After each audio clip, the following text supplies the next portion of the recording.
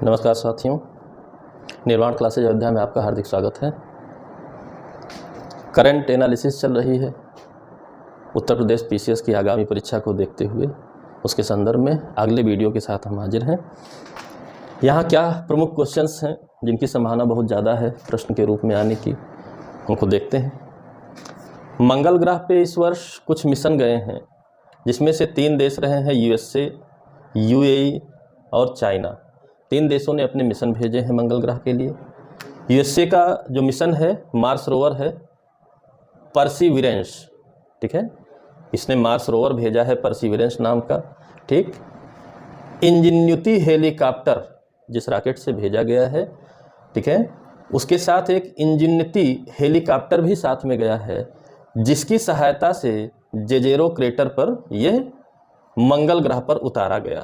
कहाँ उतारा गया? मंगल ग्रह पर उतारा गया, ठीक है, इंजेन्युटी हेलीकॉप्टर। तो अगर मिशन का नाम पूछता है तो हो सकता है कि दोनों ऑप्शन में मौजूद रहें।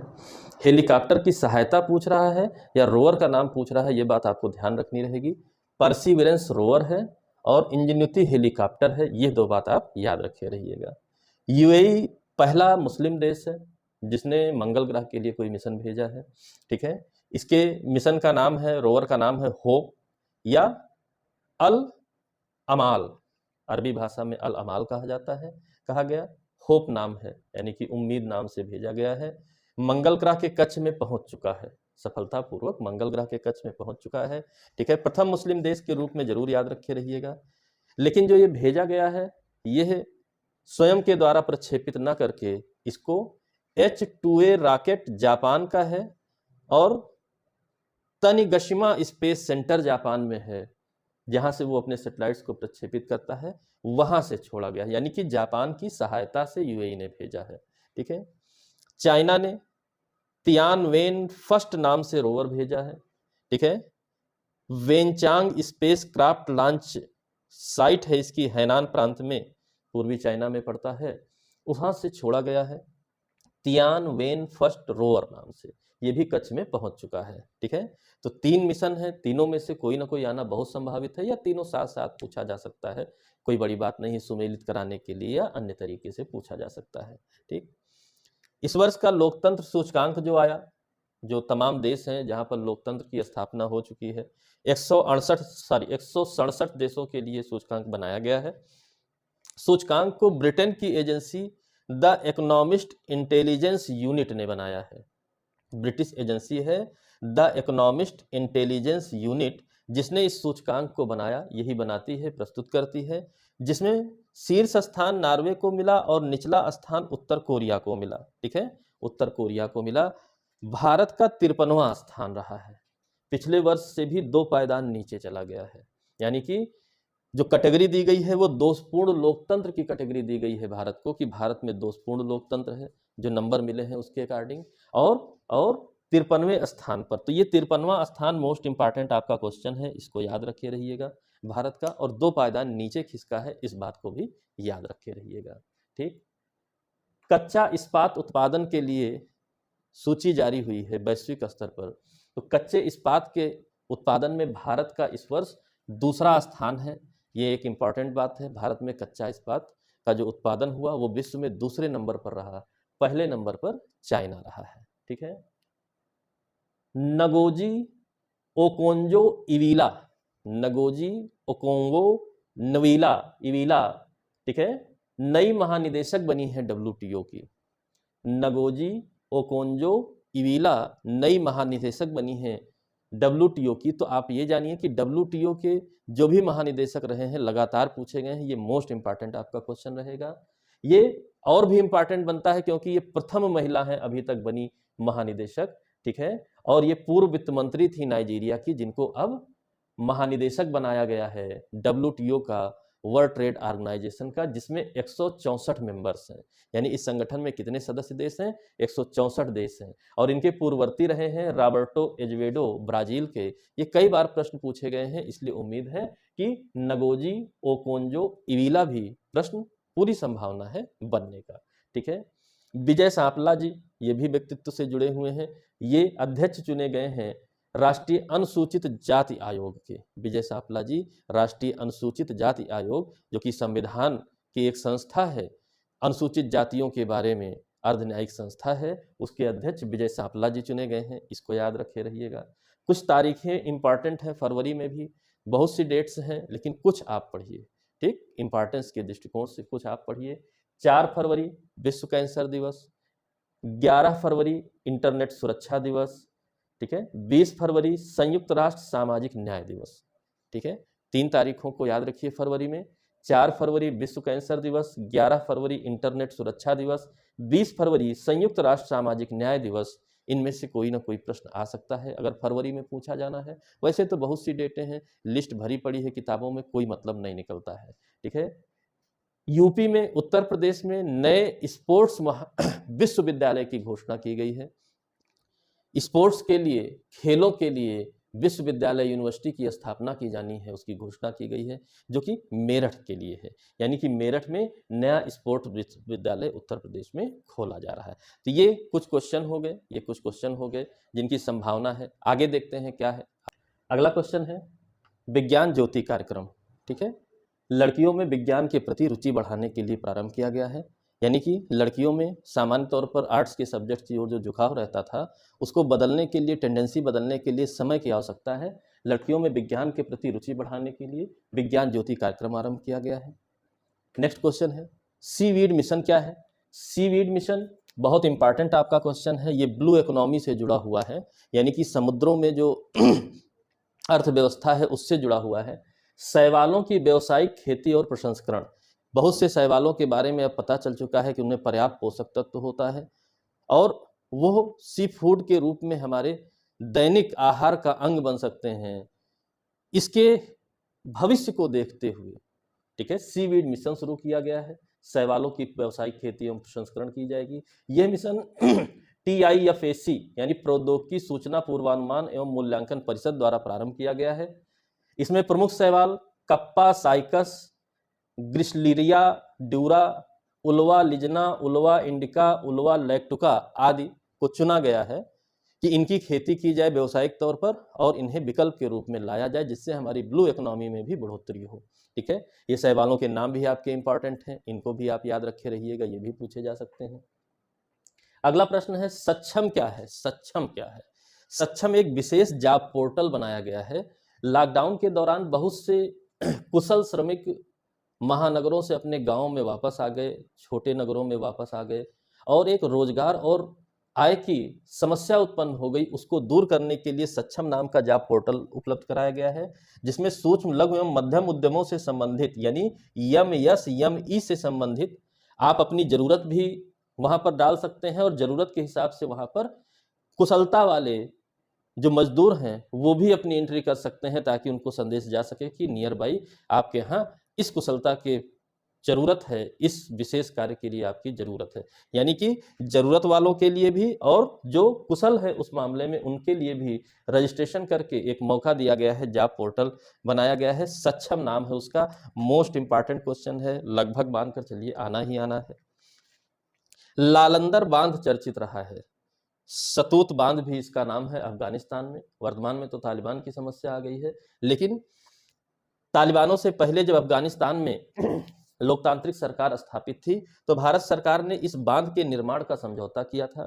अभी भविष्य में क्या होना है, कैसे होना है वो देखा जाएगा, लेकिन यह नाम चर्चित रहा, इसलिए जाने रहिए। लालंदर या सतूत बांध अफगानिस्तान में स्थित है।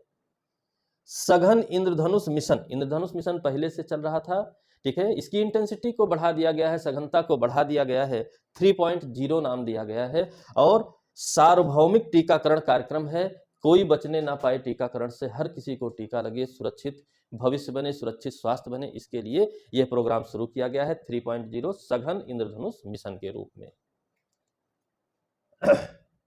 एक स्थान चर्चित रहा है, पूछेगा हाल फिलहाल में यह चर्चित स्थान कहाँ है, क्या है, क्यों है, कई तरह से पूछ सकता है।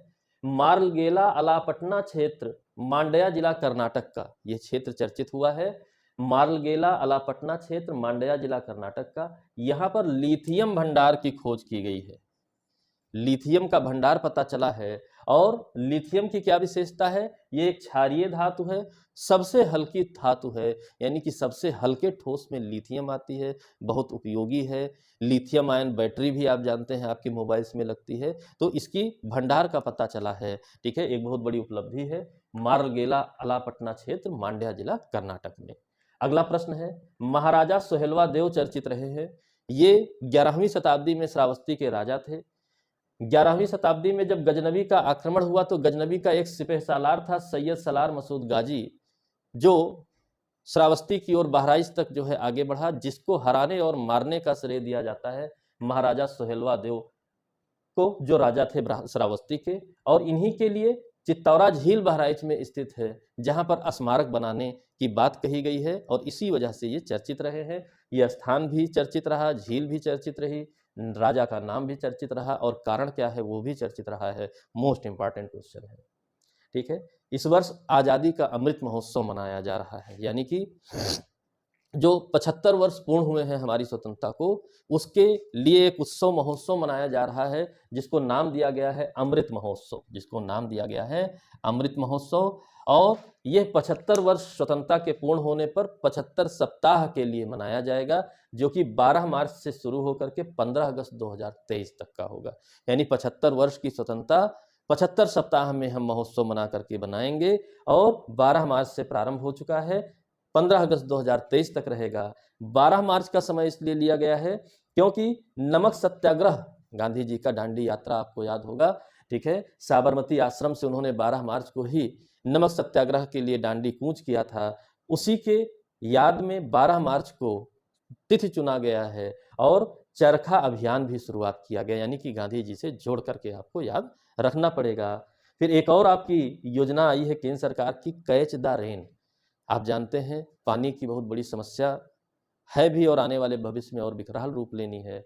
तो रेनी वाटर जो होता है, वर्षा का पानी होता है, शुद्ध स्वीट वाटर में आता है, यह मैक्सिमम हिस्सा बह करके अंतोगत्वा समुद्र में चला जाता है, और यहाँ पर तमाम तरीके से इस्तेमाल हैं जो मानव जीवन के लिए वो नहीं हो पाते हैं। उसके लिए कैच द रेन योजना शुरू की गई है। 22 मार्च 21 से 30 नवंबर 21 तक विशेष अभियान इसका चलाया जाएगा, और तालाब आदि बना करके सुरक्षित करने का प्रयास किया जाएगा, ताकि हम भूगर्भ जल के लेवल को भी बढ़ा सकें, ऊपरी इन जलों को भी यूज कर सकें, सिंचाई आदि में, पेयजल आदि में। ठीक है, ताकि हमारी निर्भरता अगर इस जल को यूज करते हैं तो भूगर्भ जल पर भी घटेगी, लेवल अपने आप बढ़ेगा। ठीक है, तो तमाम दृष्टिकोण को ध्यान में रखते हुए कैच द रेन नाम से एक योजना प्रारंभ की गई है। यानी यह प्रश्न भी मोस्ट इंपॉर्टेंट है, इनको आप याद रखे रहिएगा। ठीक है, देखते हैं नेक्स्ट क्या है। अगले प्रश्न की ओर आते हैं। अगला प्रश्न है मोस्ट इंपॉर्टेंट, पहले भी पूछा जा चुका है, केन बेतवा लिंक परियोजना। ठीक है, केन और बेतवा नदियां मध्य प्रदेश यूपी मिलाकर के बहती हैं, इनको लिंक करने की परियोजना है। ये समझौता उत्तर प्रदेश, मध्य प्रदेश और जल शक्ति मंत्रालय केंद्र सरकार, इन तीन लोगों के बीच यानी त्रिपक्षीय समझौता हुआ है केन बेतवा लिंक परियोजना का। यह आपकी अटल बिहारी वाजपेयी जी के समय से चर्चित थी, लेकिन ठंडे बस्ते में थी, समझौता हुआ है। इसमें क्या होगा, दौधन बांध बनाया जाएगा केन नदी के ऊपर। ठीक है, केन नदी पर दौधन बांध बनाया जाएगा, और इसके पानी को मोड़कर बेतवा नदी में लाया जाएगा, जो बरुआ झांसी के निकट, ठीक है, बरुआ नाम का स्थान है, झांसी के निकट बेतवा नदी में मिल जाएगा। ठीक है, मोस्ट इंपॉर्टेंट क्वेश्चन है, लगभग मानकर चलिए कि आना ही आना है। मैरीटाइम इंडिया समिट 2021, ठीक है, ये भी ब्लू इकोनॉमी को बढ़ावा देने के लिए हुई। ठीक है, कैसे बढ़ाया जाए, कैसे ना बढ़ाया जाए, सिंपल सी बात है। मैरीटाइम इंडिया समिट किससे संबंधित है, ब्लू इकोनॉमी, नीली अर्थव्यवस्था से संबंधित है। ठीक है, ये मोस्ट इंपॉर्टेंट क्वेश्चन है टेक्नोलॉजी का। ठीक है, उपग्रहों को छोड़ा गया है। ठीक है, 19 उपग्रहों को एक साथ छोड़ा गया, एक बड़ी उपलब्धि है भारत के लिए। PSLV C-51, ठीक है, लॉन्च व्हीकल से छोड़ा गया है, और भारत का अंतरिक्ष प्रक्षेपण केंद्र आप जानते हैं सतीश धवन अंतरिक्ष केंद्र है श्रीहरिकोटा में। ठीक है, सतीश धवन अंतरिक्ष केंद्र श्रीहरिकोटा में। ये भी बार बार पूछता है, मतलब एक ही प्रश्न में, एक ही बात में कई इंडिविजुअल क्वेश्चन बनते हैं आपके। ठीक है, और एक नया नाम आया है जो कि मोस्ट इंपॉर्टेंट रहने की संभावना है। NSIL क्या है, new space India limited. NSIL new India space limited, ये इसरो का वाणिज्यिक उपक्रम है, पहला पूर्णतः व्यावसायिक मिशन था ये इसका, ठीक है। इसरो ने अपने वाणिज्यिक उपक्रम को एक अलग स्थापित कर दिया है जिसका नाम है NSIL new space India limited, और उसके द्वारा PSLV C51 द्वारा 19 उपग्रहों का एक साथ प्रक्षेपण करके पहला व्यावसायिक प्रक्षेपण किया है, मिशन है इसका। इनमें प्रमुख क्या रहे 19 उपग्रहों में? एक जो सबसे भारी उपग्रह था वो ब्राजील का था, 637 किलोग्राम का था ब्राजील का, और इसका नाम है अमेजोनिया 1। अमेजोनिया 1 जो अर्थ ऑब्जर्वेशन सैटेलाइट है, यानी मौसम आदि संबंधी जानकारियां ब्राजील को देगा। और 18 और थे जिनमें 13 USA के और 5 इंडिया के स्वयं के थे, ठीक है। 13 USA के थे, 5 इंडिया के थे, ठीक। यानी कि अब USA भी हमारे यहाँ से ही मिशंस को छुड़वाता है, जिसमें इंडिया के एक सैटेलाइट का नाम पूछ सकता है, सिंधु नेत्र नाम की सैटेलाइट है, ठीक है। ये तटवर्ती व्यवस्थाओं के बारे में बताएगी और इसको बनाया है DRDO के युवा वैज्ञानिकों ने। यानी सिंधु नेत्र आप याद रखिएगा, DRDO के युवा वैज्ञानिकों का जो है द्वारा निर्माण किया गया है। मोस्ट इंपॉर्टेंट क्वेश्चन है, ठीक है। तो ये याद रखिएगा, PSLV C51, ठीक है, NSIL new space India limited. और कौन कौन से उपग्रहों को छोड़ा गया? अमेजोनिया 1 उपग्रह किसका है? ब्राजील का है, अर्थ ऑब्जर्वेशन सैटेलाइट है, ठीक है। अगला क्वेश्चन है क्वाड। क्वाड शब्द पूछेगा, हाल ही में क्वाड शब्द चर्चित रहा है, क्या है? तो ये क्वाड्रिलेटरल सिक्योरिटी डायलॉग है, यानी कि 4 देशों के बीच सुरक्षा बातचीत है। और वो 4 देश हैं इंडिया, USA, जापान और ऑस्ट्रेलिया, जो कि हिंद महासागर और प्रशांत क्षेत्र में स्थित है। यानी हिंद महासागर और प्रशांत क्षेत्र के सिक्योरिटी से रिलेटेड इन लोगों ने बातचीत की है, क्वाड, यानी कि 4 देशों की मिलीजुली यहाँ पर बातचीत हुई है सुरक्षा व्यवस्था बनाने के लिए, ठीक है। अगला मोस्ट इंपॉर्टेंट क्वेश्चन है, बहुत समय से पूछा जा रहा है, फिर पूछेगा। सिंधु नदी जल समझौता जो कि 1960 में हुआ था, ठीक है।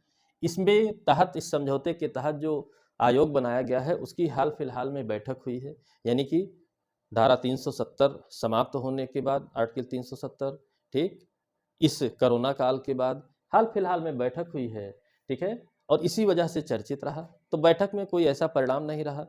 चर्चा के बिंदु क्या क्या रहे उन चीज़ों को जान लें, और समझौता क्या है जान लें, वहाँ से प्रश्न रेगुलर बनता है, ठीक है। तो प्रश्न क्या है? प्रश्न क्या है? भारत पाकिस्तान 2 देश हैं, दोनों देशों को 3-3 नदियों का, यानी सिंधु और सहायक कुल मिलाकर 6 नदियां हैं मुख्य, 3-3 नदियों का पानी बांटा गया है, जिसमें भारत को सतलज, ब्यास और रावी नदी का पानी मिला है, और पाकिस्तान को सिंधु, झेलम और चिनाब नदी का पानी दिया गया है, ठीक है। इसके उपयोग की, अधिकतम उपयोग की बात कही गई है। अब बातचीत के दौरान ये सारी नदियां भारत से होकर ही पाकिस्तान जाती हैं, और भारत इनकी सहायक नदियों पर बांध वगैरह बनाना चाहता है जल विद्युत के लिए, तो उसका विरोध करती है पाकिस्तान, ठीक है। इसकी वजह से बार बार चर्चा होती रहती है। तो विरोध क्या है क्या नहीं वो तो मेंस का विषय है, वो अपनी जगह बात। किन बांधों की चर्चा होती है, उन बांधों से भी इंडिविजुअल प्रीलिम्स का प्रश्न आ सकता है, वो देखते हैं। पाकलडल जल विद्युत परियोजना जो कि मरुसुदर नदी, ये चिनाब नदी की सहायक है, यानी चिनाब नदी का पानी पाकिस्तान को इस्तेमाल करना है, उसकी सहायक प्रमुख नदी है मरुसुदर नदी, जिस पर पाकलडल जल विद्युत परियोजना भारत की है। लोअर कलनाई जल विद्युत परियोजना है, ठीक है। इस पर भी लेह क्षेत्र में छोटी परियोजनाएं हैं, दुर्बुक स्योक, सांकू, नीमू, नीमू चीलिंग, रोंगदो, रत्नाग। कारगिल क्षेत्र में मागदुम, सांगरा, कारगिल हंटरमैन, तमास आदि परियोजनाएं हैं जिनके आधार पर, ठीक है, चर्चा होती रहती है कि ये उचित है अनुचित है, दोनों अपने पक्षों की बात रखते हैं और चर्चा चलती रहती है, ठीक है। एक और रिपोर्ट आई है हथियारों की वैश्विक खरीद फरोख्त से संबंधित आई है कि कौन से देश ज़्यादा आयातक हैं, कौन से देश ज़्यादा निर्यातक हैं, हथियार खरीद कौन ज़्यादा रहा है, बेच कौन ज़्यादा रहा है। और वो रिपोर्ट क्या कहती है? ये बनाता है स्टॉकहोम इंटरनेशनल पीस रिसर्च, ठीक है, इंस्टीट्यूट है, सिपरी नाम से फेमस है। और ये सिपरी आपका कई बार प्रश्न आया हुआ है। Stockholm International Peace Research Institute Stockholm में स्थित है, सिपरी, जो ये रिपोर्ट तैयार करता है और इसमें सबसे बड़ा आयातक देश बताया गया है सऊदी अरब को, और दूसरे नंबर पर है भारत, यानी भारत दूसरे नंबर पर है, इस बात को याद रखे रहिएगा। और मिस्र तीसरे नंबर पर है। सऊदी अरब ने सबसे ज़्यादा खरीदा, फिर सेकंड भारत ने खरीदा, फिर मिस्र ने खरीदा। और वहीं निर्यातकों में सबसे ज़्यादा निर्यात रूस ने किया, फिर फ्रांस ने किया, फिर इजराइल ने किया। ठीक है, यानी कि उधर सऊदी अरब, भारत और मिस्र हैं टॉप पर, और इधर निर्यातकों में रूस, फ्रांस और इजराइल हैं टॉप पर। ठीक है, तो ये मोस्ट इंपॉर्टेंट आपके क्वेश्चंस हैं। ठीक है, अगला देखते हैं। अगला प्रश्न है, एक क्षुद्रग्रह पृथ्वी के निकट से गुजरा है, जो बड़ा इंपॉर्टेंट है। एफोसिस नाम का क्षुद्रग्रह है, एस्टेरॉइड है, जो मार्च में 5-6 मार्च के जो है समय पृथ्वी के निकट से गुजरा। तो सीधे सीधे पूछेगा हाल ही में कौन सा उपग्रह गुजरा है, या ये भी पूछ सकता है कि ये क्या है, तो आप बताएंगे एपोसिस नाम का क्षुद्र ग्रह है। ठीक है, मिताली एक्सप्रेस, ठीक है, ये भारत और बांग्लादेश के बीच शुरू की गई तीसरी ट्रेन है, यानी कि भारत और बांग्लादेश के बीच आवाजाही की ट्रेन से भी सुविधा है। तीसरी एक्सप्रेस शुरू की गई है, मिताली एक्सप्रेस, जलपाईगुड़ी से ढाका, जलपाईगुड़ी भारत से ढाका बांग्लादेश तक। इससे पहले मैत्री नाम की कोलकाता से ढाका, और बंधन एक्सप्रेस नाम की कोलकाता से धुलना तक, ठीक है, पहले से ही ट्रेनें चल रही थी, मैत्री और बंधन एक्सप्रेस। मिताली एक्सप्रेस तीसरी ट्रेन शुरू की गई है जलपाईगुड़ी से लेकर के ढाका तक के लिए। ठीक है, मोस्ट इंपॉर्टेंट क्वेश्चन है, आना ही आना है। फेनी नदी भी भारत बांग्लादेश दोनों देशों में बहती है, और इस फेनी नदी पर मैत्री सेतु के निर्माण की घोषणा की गई है, 1.9 किलोमीटर का, जो कि सीमा पर स्थित है। ठीक है, भारत और बांग्लादेश की सीमा पर स्थित है, और वो सीमा कहाँ है? सबरूम जिला त्रिपुरा, रामगढ़ बांग्लादेश। ठीक है, सबरूम यानी त्रिपुरा से जो सीमा स्पर्श करती है बांग्लादेश की, उस सीमा पर फेनी नदी पर मैत्री सेतु निर्माण। ये क्वेश्चन दूसरी तरह से भी पूछ सकता है कि भारत के किस राज्य से फेनी नदी बांग्लादेश में प्रवेश करती है, तो उत्तर है त्रिपुरा राज्य से प्रवेश करती है। ठीक, वर्ल्ड हैप्पीनेस इंडेक्स आया है, कितनी खुशहाली है किन्हीं देशों में, 2018-20 दोनों सालों का मिला करके है। ठीक है, 149 देश इसमें शामिल है, भारत का 149वां स्थान है, बड़ा गड़बड़ है। ठीक है, बहुत गड़बड़ है, 149वां स्थान है। और सर्वोच्च स्थान फिनलैंड को मिला है, सबसे ज़्यादा खुशहाली फिनलैंड में है। और निम्नतम स्थान अफगानिस्तान को मिला है, सबसे ज़्यादा दुख अफगानिस्तान में है, जैसा कि आप जानते भी हैं। ठीक है, दुख कष्ट अफगानिस्तान में ज़्यादा है, फिनलैंड में सबसे कम है, यानी खुशहाली ज़्यादा है, और भारत का 139वां स्थान है। ये भी कोई एक अच्छी बात नहीं है। ठीक है, फिर एक निधि की घोषणा की गई है, प्रधानमंत्री स्वास्थ्य सुरक्षा निधि, इसकी घोषणा की गई है। इस निधि का निर्माण होगा स्वास्थ्य एवं शिक्षा उपकर द्वारा, यानी उपकर लगा करके इस निधि को मेंटेन किया जाएगा। और इस निधि का खर्चा कहाँ कहाँ पर होगा, मोस्ट इंपॉर्टेंट है, पूछ सकता है कि हाल ही में निर्मित प्रधानमंत्री स्वास्थ्य सुरक्षा निधि, ठीक है, इसका निर्माण स्वास्थ्य एवं शिक्षा उपकर से हुआ है, कि किस किस योजनाओं में इस निधि को खर्च किया जाएगा, तो उत्तर है आयुष्मान भारत की जन आरोग्य योजना, आयुष्मान भारत की स्वास्थ्य एवं देखभाल केंद्र, राष्ट्रीय स्वास्थ्य मिशन और प्रधानमंत्री स्वास्थ्य सुरक्षा योजना। 4 योजनाओं में यह निधि खर्च की जाएगी। आयुष्मान जन आरोग्य योजना, आयुष्मान भारत स्वास्थ्य एवं देखभाल केंद्र, राष्ट्रीय स्वास्थ्य मिशन, प्रधानमंत्री स्वास्थ्य सुरक्षा योजना, 4 योजनाओं में इस निधि को खर्च किया जाएगा। ठीक है, मोस्ट इंपॉर्टेंट क्वेश्चन। स्ट्रॉबेरी महोत्सव, गुड़ महोत्सव, काला नमक चावल महोत्सव, उत्तर प्रदेश में जान रहे हैं, 1 डिस्ट्रिक्ट 1 प्रोडक्ट को प्रोत्साहन दिया जा रहा है, उसी के अकॉर्डिंग कई महोत्सव मनाए जा रहे हैं, जिनमें से स्ट्रॉबेरी महोत्सव मनाया गया झांसी में, गुड़ मनाया गया लखनऊ में, और काला नमक चावल मनाया गया सिद्धार्थनगर में। ठीक है, तो सिद्धार्थनगर और जो तराई का इलाका है उत्तर प्रदेश का, वहाँ काला नमक चावल विशेषता है, तो सिद्धार्थनगर में इसको मनाया गया है।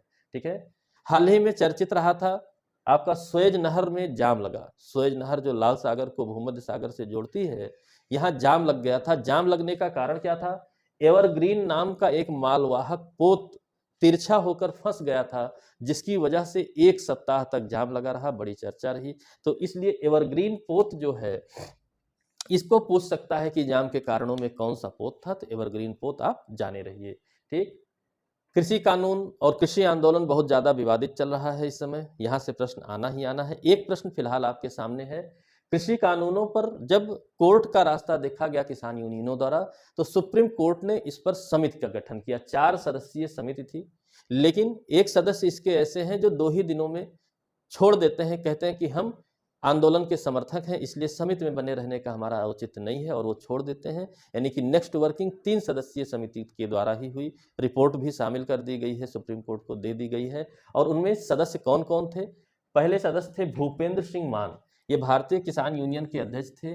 2 दिन बाद इन्होंने ही छोड़ दिया समिति को, ठीक, यानी ये फिर समिति में नहीं रह गए। बाकी 3 लोग कौन हैं जिन्होंने रिपोर्ट तैयार करके सौंपी है? अनिल धनवत, कृषि शेतकारी संगठन महाराष्ट्र के हैं। अनिल धनवत कृषि शेतकारी संगठन महाराष्ट्र के हैं, यह थे।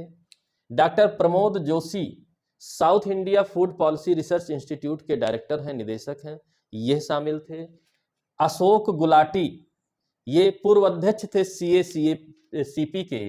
तो सीपी आप जानते हैं, Commission for Agricultural Cost and Price, most important आपका संगठन है भारत का, उसके ये पूर्व अध्यक्ष थे। तो ये 4 लोगों को मिलकर बनी थी। भूपेंद्र सिंह मान जी ने छोड़ दिया, अनिल धनवत, डॉक्टर प्रमोद जोशी और अशोक गुलाटी जी उसमें शामिल रहे। ठीक है, रिपोर्ट सबमिट कर दी गई है, अभी पब्लिश नहीं हुई है। ठीक है, अगला प्रश्न है, कोरोना काल होते हुए, सब कुछ अर्थव्यवस्था चौपट होते हुए, सारी समस्याओं के होते हुए भी भारत में विदेशी मुद्रा का भंडार वृद्धि हुई है।